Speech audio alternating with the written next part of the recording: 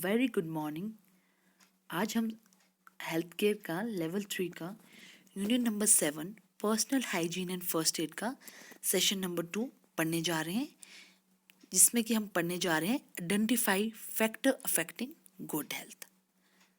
क्या ऐसे फैक्टर्स हैं, क्या ऐसे फैक्टर्स हैं जो हमारी गुड हेल्थ को इफ़ेक्ट कर सकते हैं, या क्या चीज़ें या क्या फैक्टर्स हमें या क्या फैक्टर्स हैं जो कि हेल्थ को प्रमोट कर सकते हैं या हमारी हेल्थ को, गुड हेल्थ को ख़राब कर सकते हैं। तो आइए सबसे पहले पढ़ते हैं what is good health. Good health is not being ill, it is about being happy and feeling from a physical, mental and spiritual point of view.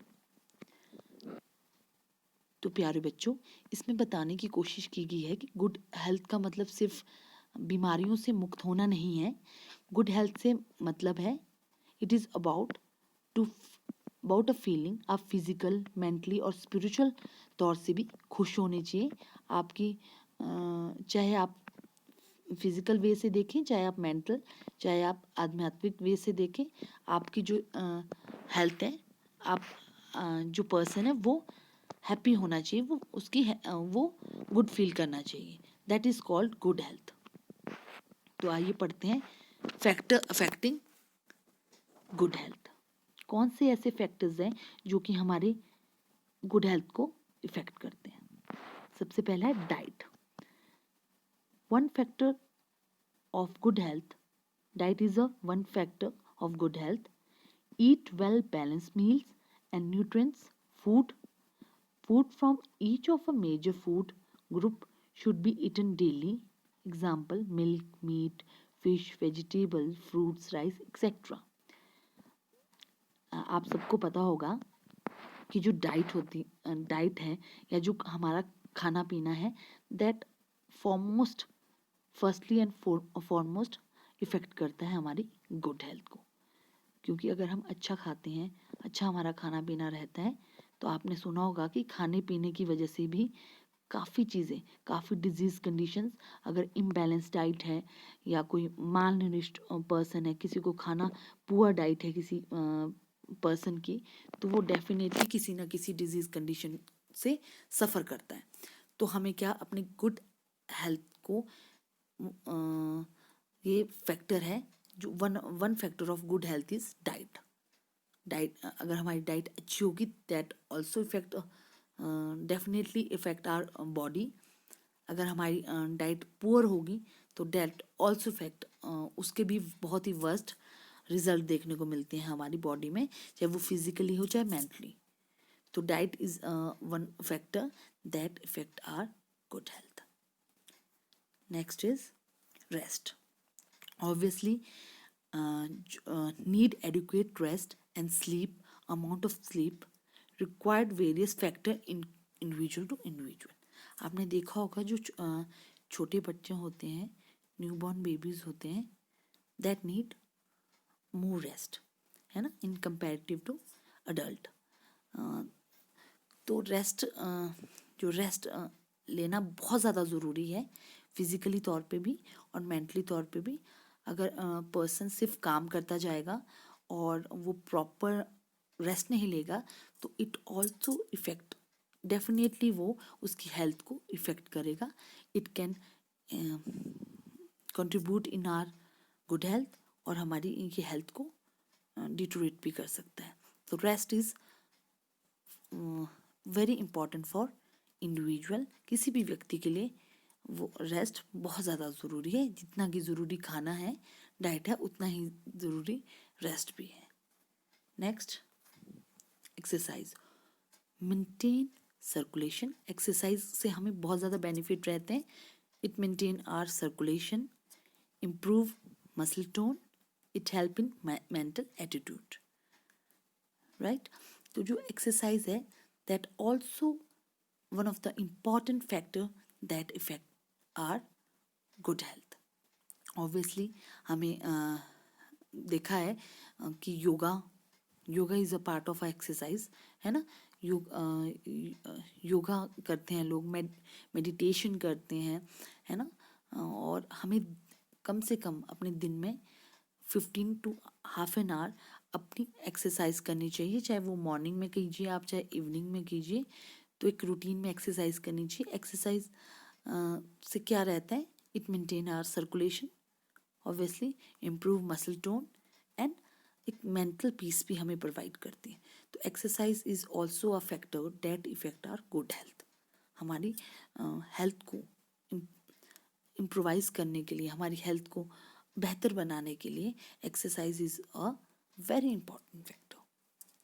Next is, आपको ये पिक्चर में दिखाने की कोशिश की है, how often to exercise for good health. क्या क्या आप देख सकते हैं इन पिक्चर्स में दिखाए गए हैं। नॉर्मल एक्सरसाइज करते हुए, वॉकिंग, रनिंग, है ना, lifting, swimming, these are the good daily routine which या एक्सरसाइज है जो क्या करते हैं for good health, to improve our good health. Next is good postures. Good postures prevents fatigue and put less stress on muscle. Stand straight with muscle pulled in, shoulder relaxed and weight balance equally on both feet. तो ये बताया गया है कि good posture आप कैसे बना सकते हैं, है ना। ऐसा पॉस्चर होना चाहिए जिससे कि आपको थकावट ना हो, चाहे आप स्टैंडिंग खड़े हैं कोई पर्सन, चाहे वो सिटिंग हो। तो ऐसी पोजीशन या ऐसा पॉस्चर होना चाहिए चाहे आप स्टैंडिंग में हो, चाहे आप सिटिंग में हो, चाहे आप कोई काम कर रहे हो, उससे देखना चाहिए कि ऐसा ना हो कि हमारी जो मसल है वो पुल हो रही है, या हमारे शोल्डर थक रहे हैं, या फिर हमारी दोनों फीट्स में बहुत पेन हो रही है। दैट एक्सरसाइज या that posture should not be maintain, या ऐसा पॉस्चर हमें नहीं बनाना चाहिए जिससे कि हमें थकावट फील हो सके। हमें हमेशा क्या करना चाहिए, stand straight with muscle pulled in, shoulder relax होने चाहिए और weight balanced equally on both feet, है ना। पुअर पॉस्चर व्हेन स्टैंडिंग, आप देख सकते हैं इस पिक्चर में कि ये these are the poor posture. Military postures, flat pelvic, rounded shoulders, hollow back, sway back. तो ये पॉस्चर्स है जिनकी वजह से क्या रहता है, आप देख सकते हैं पुअर पॉस्चर व्हेन स्टैंडिंग। जब आप खड़े हैं, चाहे आप बिल्कुल स्ट्रेट भी खड़े हैं, आप उससे भी क्या होता है, आपकी जो बॉडी है फिजिकली तौर पे, चाहे आप मेंटली तौर पे लिए, वो स्ट्रेस आपकी बॉडी और आपके माइंड को दे रहे हैं।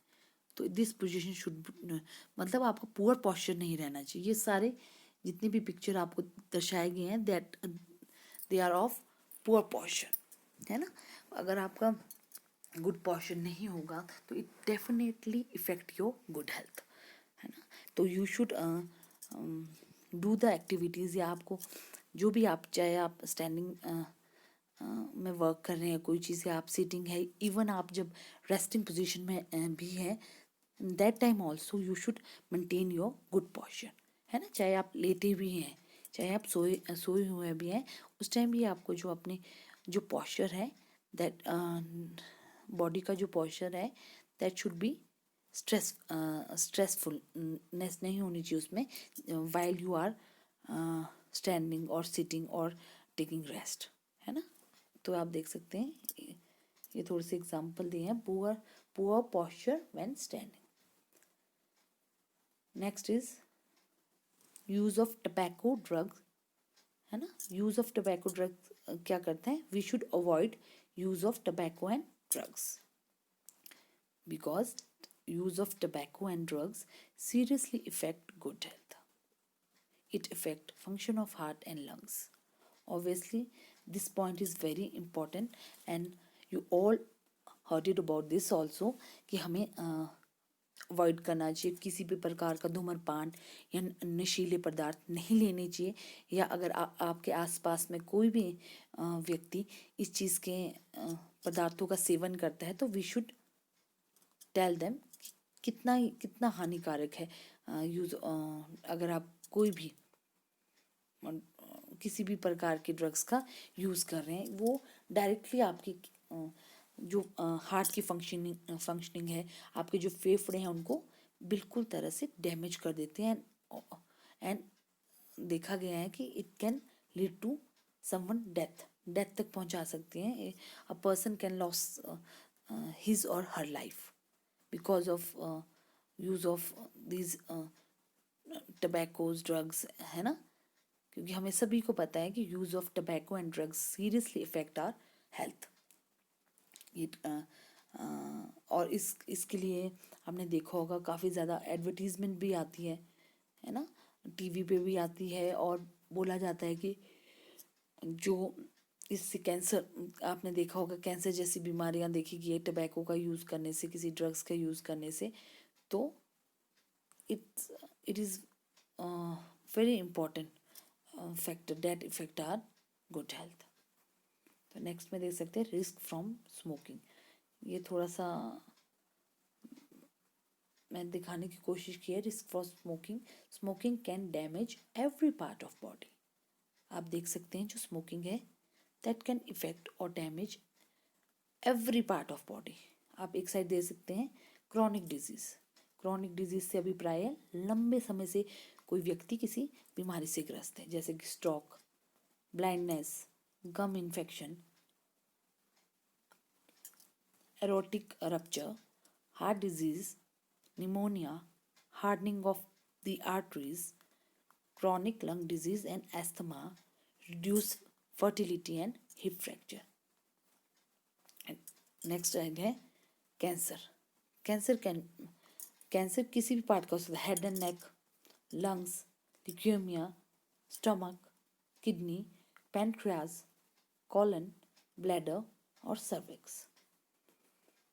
तो इस चित्र के माध्यम से दर्शाया गया है कि smoking is very very very dangerous for every part of a body. Smoke होता है दैट इफेक्ट लंग्स को, तो हमें सभी को पता है कि that effect lungs, but it also risk from smoking से आपको देखो किन किन डिजीज कंडीशन से आप सफ़र हो सकते हो, right. Please please it's a humble request of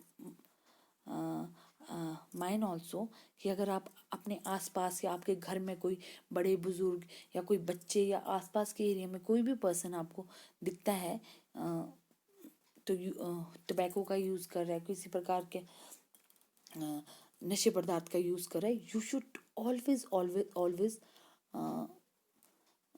उसको काउंसलिंग देनी चाहिए, उसको समझाना चाहिए कि how these are very dangerous for health.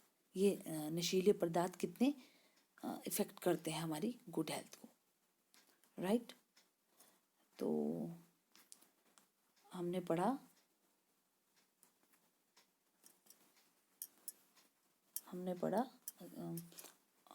we should avoid use of tobacco, and what is good postures, and what are the 5 factors affecting good health, right। जिसमें कि सबसे पहले था diet, second is rest, third is exercise, fourth is good posture, fifth is use of tobacco and risk from smoking. तो I hope बच्चों आपको ये सब समझ आ गया होगा कि what are the factors which affect our good health. That's all for the today. Thank you so much.